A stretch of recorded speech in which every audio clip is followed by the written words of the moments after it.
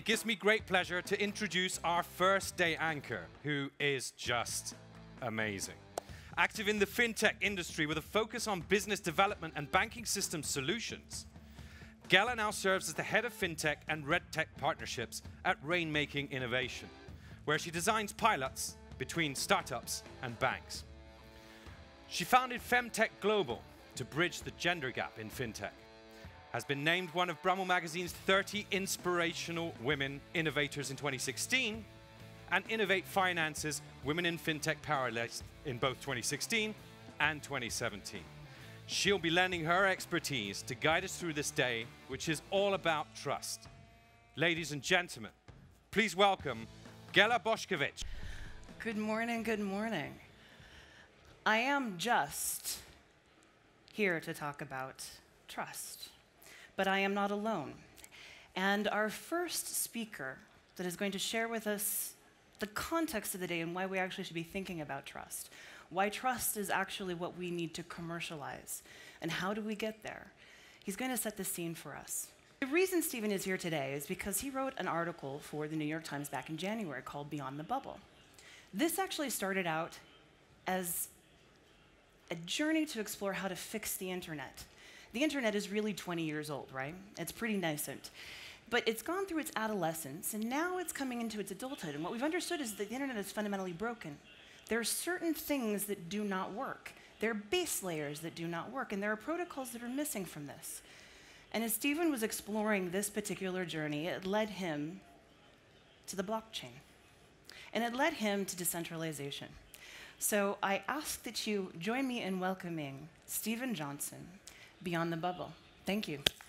I want to talk to you today about this vision of the blockchain that developed over the course of writing this story for the New York Times Magazine that was part of research for a book that I just released called Farsighted about long-term decision-making and complex decision-making.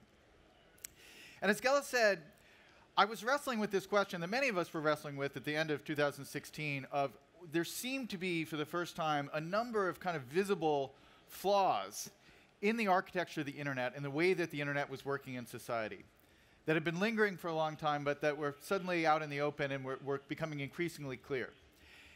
And as I was thinking about that, I started to wrestle with the question of a very specific kind of decision, which is that if we decided we wanted to fix the internet, how would we go about it? Berners-Lee starts at CERN, the classic Swiss physics lab, in the early 80s as a young programmer.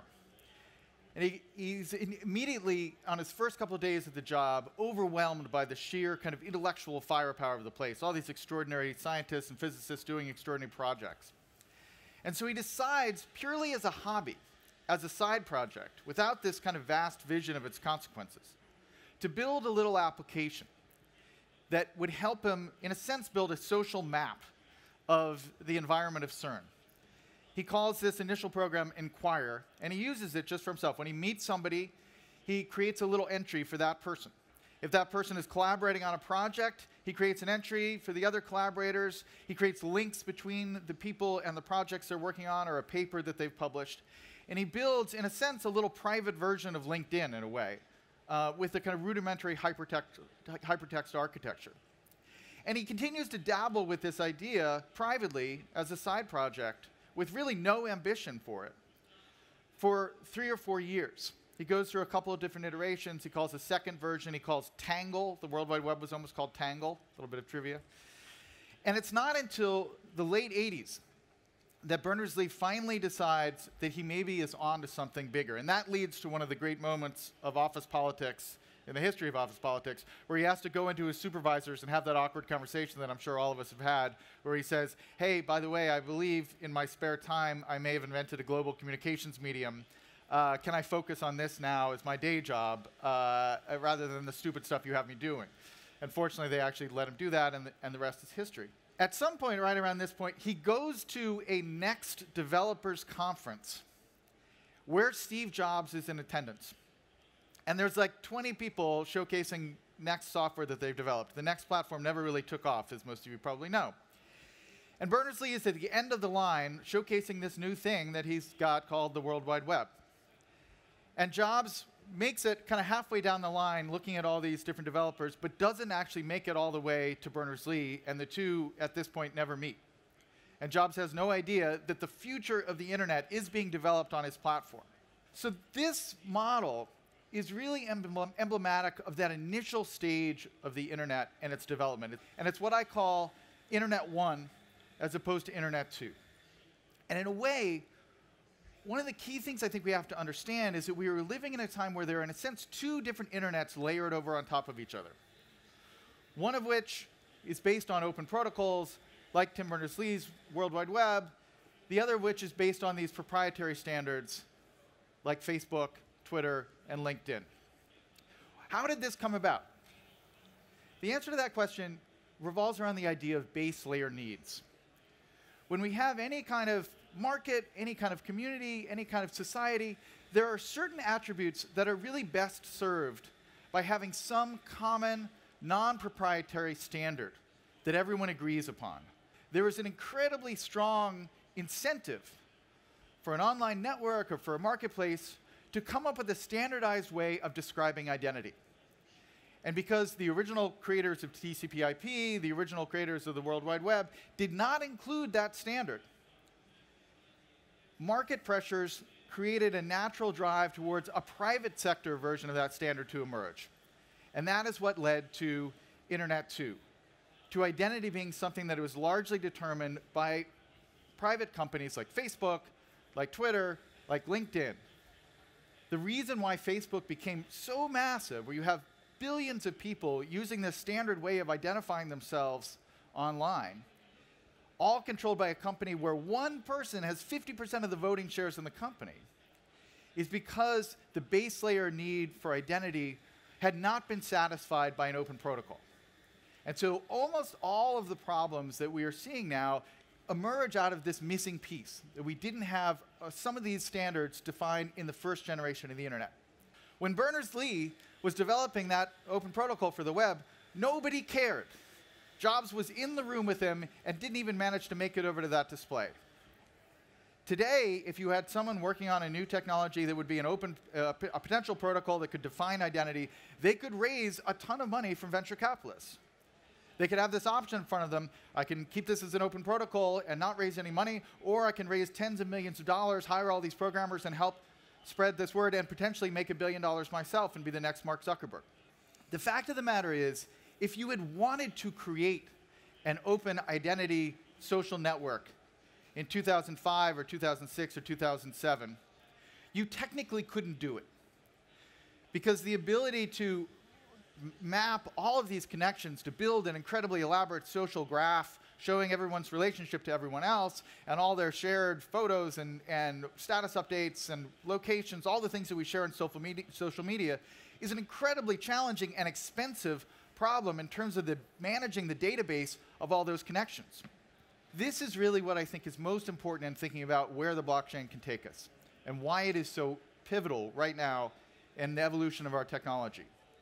For the first time now, we can create that massive decentralized database of interactions, of trust, of identity, without any individual company, any individual person, any individual organization controlling and owning the database itself. That is the extraordinary breakthrough that simply wasn't available to us even 5 years ago, but certainly not in 2006 and 2007 when the social media revolution was really taking off. Secondly, the token model. The idea that by participating in this new protocol, by building new software on top of it, by using it perhaps in the early days, you are issued these tokens that are in a sense a kind of compensation for your involvement in the system, for being an early adopter, an early evangelist for the protocol. That creates an incentive for people to get involved without necessarily involving venture capital and private funding. And finally, the idea of tokens as a currency for speculation, that people who are betting on these new protocols that seem promising and are driving up the value of those tokens. When you put all those three things together, what you create is, as Fred Wilson, one of the great tech VCs of the last 20 years, says, what you create is a business model for open protocols. This is this idea that is sometimes referred to as self-sovereign identity. That instead of our our online identity being distributed across lots of different firms, with Facebook knowing our friend map and our banks knowing our banking history or our credit history, we would actually own our own identity. And that identity would belong to us, and it would exist as some kind of open standard, somehow registered on the blockchain. And we would get control over who has access to that identity. We would be available to kind of rent it out to potential advertisers. We'd be able to use it in entirely productive ways that we saw fit. We'd be able to define how that identity circulated through the web. We would, in a sense, reverse the model of identity that has developed over the last 20 years. Instead of our own sense of self, our own credit history being distributed across all these different private companies, we would actually have control of it for the first time. We are living in a strange age where the most promising new technology in solving some of those early problems with the internet is also the site of tremendous scam artists and con artists and all the kind of classic behavior of froth and bubble economies. But behind that bubble and past it, there is a truly revolutionary future. And I don't know whether the blockchain is actually fundamentally going to be able to provide us with the true next generation internet that we need. But I can say confidently that right now it is our best hope. That flip from being controlled by private companies to being an open standard, one way or another that flip is going to happen. And so when we think about the next 12 years, when we think about 2030, I think it's important to work with the idea that that self-sovereign identity is our future. Thank you very much.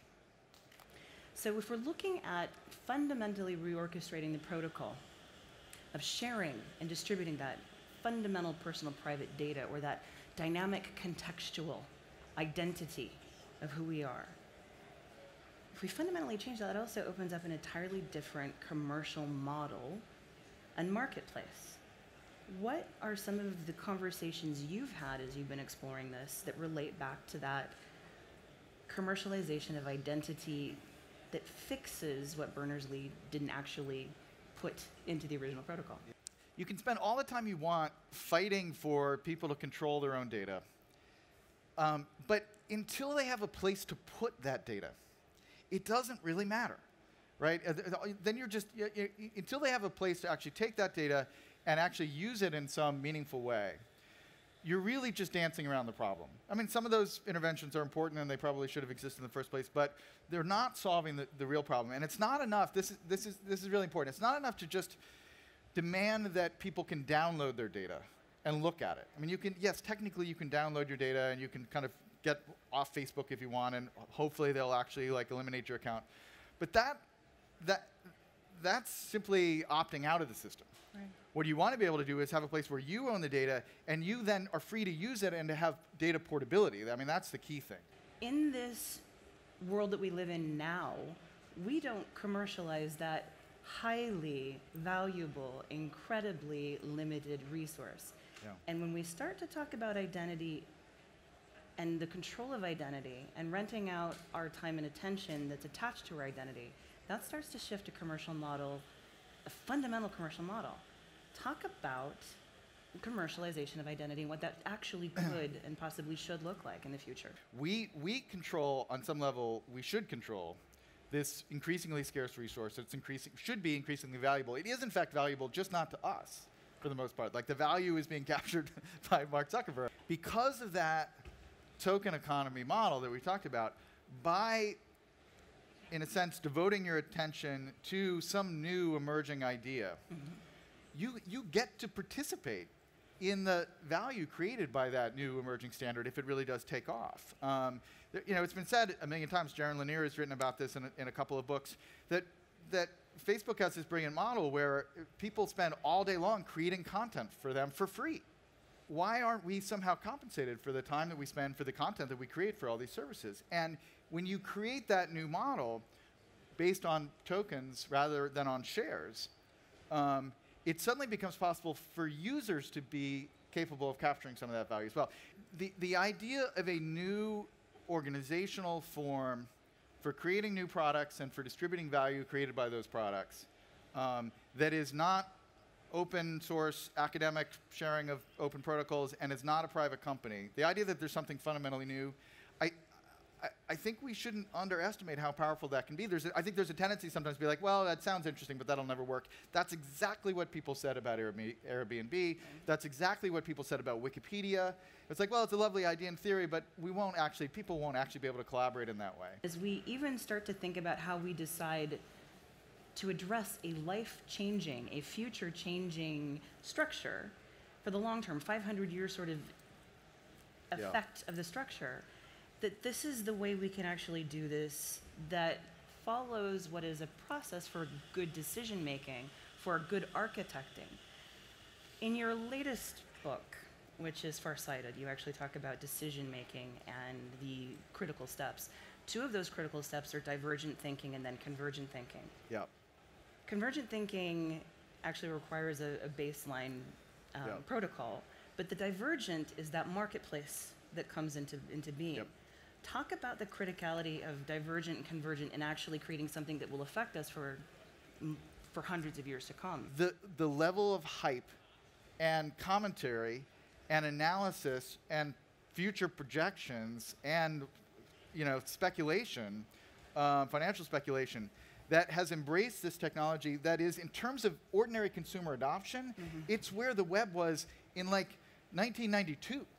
Right? So we are so far ahead of the curve now in our ability to project forward and imagine future technologies and their consequences. You didn't see massive conferences that were debating the World Wide Web in 1992, even though it was at a comparable state of consumer adoption. When we're thinking about big decisions, when we're thinking about decisions like, hey, how can we re-architect the internet to solve some of these problems with identity, there is this crucial stage of divergent thinking. And that's the stage where we're running through scenarios and we're imagining how things might turn out. We're thinking about the 5-year scale, the 10-year scale. And we're effectively telling stories, right? We're like working through, and part of that stage is to generate as many stories as possible. Because the future is very hard to predict, right? And so you don't want to kind of lock into one particular way of seeing the future. You want to kind of imagine as many things as possible. This conversation has so much more to unpick. And I suspect that we'll have ample time to do that later this afternoon. There is a curated networking beginning at 4:30 this afternoon, and Stephen will be around to talk more about his book, Farsighted, and also about some of the challenges in the democratization, the single points of failure, the competitive advantage in open protocol. So I invite you all to join us and stick around for later for 4:30, but thank you very much, Stephen, for letting us enjoy this conversation and setting the context for trust and decentralization for the day. Thank you. Thanks, Sheila. Appreciate it. Thank you all. See you all later this afternoon. Thanks very much.